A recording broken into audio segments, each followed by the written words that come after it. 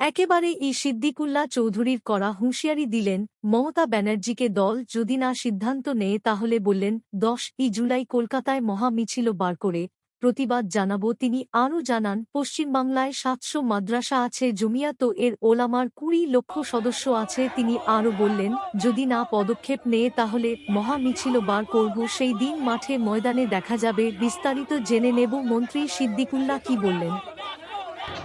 450 জমিয়তের unit আছে, 20 লক্ষ member আছে।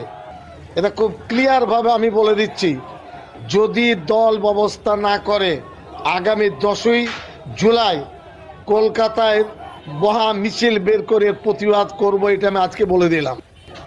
450 জমিয়তের ইউনিট আছে, 20 লক্ষ মেম্বার আছে।